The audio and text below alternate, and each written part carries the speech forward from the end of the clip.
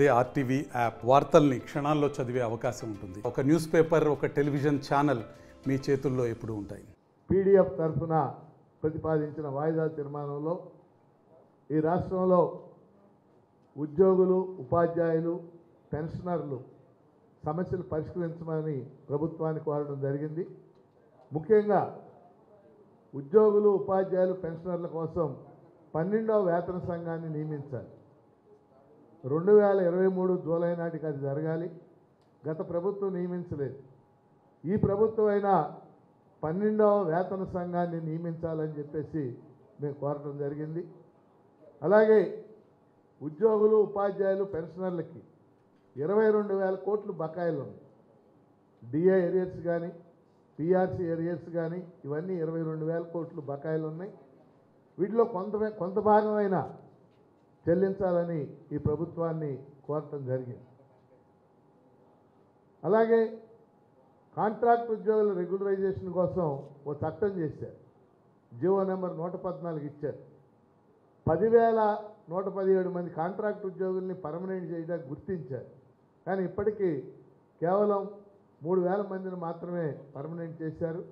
ఈ contract ఉద్యోగుల్ని permanent చేసే ప్రక్రియని కొనసాగించాలని కూడా ఆ తీర్మానంలో కోరాం. అలాగే 2003 ఉపాధ్యాయులు, ఉద్యోగులు ఎంపికైన వారికి ఓల్డ్ పెన్షన్ స్కీమ్ అమలు చేయాలని కూడా ఈరోజు ఆ వాయిదా తీర్మానంలో కోరటం జరిగింది. అలాగే ప్రశ్నోత్తరాల సమయంలో 2 ముఖ్యమైన అంశాలు ప్రస్తావన చేశాం. ఒకటి మెడికల్ అండ్ హెల్త్.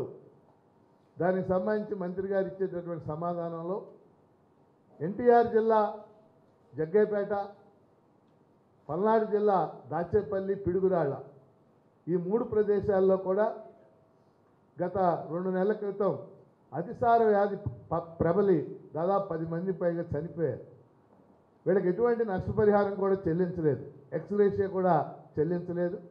అందువల్ల జగ్గైపేట, దాచేపల్లి, పిడుగురాళ్ళ ఈ ప్రాంతాల్లో అతిసార వ్యాధితో మరణించిన వారి కుటుంబాలకి ఎక్స్గ్రేషియా చెల్లించాలని అడగడం జరిగింది. అలాగే వ్యవసాయ శాఖ మంత్రి గారు అచ్చెన్నాయుడు గారు ఈ పంటల బీమా పథకం సంబంధించి ప్రస్తావించినప్పుడు పంటల బీమా పథకంలో ఉన్న లోపాలని సవరించాలి. అలాగే పంటల బీమా పథకాన్ని సమగ్రంగా రైతు సంఘాలతో చర్చించి సమగ్రంగా అమలు చేయాలి. పంటల బీమా పథకం యొక్క ప్రీమియం మొత్తం కూడా రైతులు కాకుండా ప్రభుత్వమే చెల్లించాలని కోరటం జరిగింది. ఈ 3 అంశాలు ఈరోజు సభలో ప్రధానంగా ప్రస్తావించడం జరిగింది. మరిన్ని వీడియోస్ కోసం ఛానల్ ని సబ్స్క్రైబ్ చేయండి. లేటెస్ట్ అప్డేట్స్ కోసం వాట్సాప్ ఛానల్ ని ఫాలో అవ్వండి. అండ్ లింక్ డిస్క్రిప్షన్ లో ఉంది.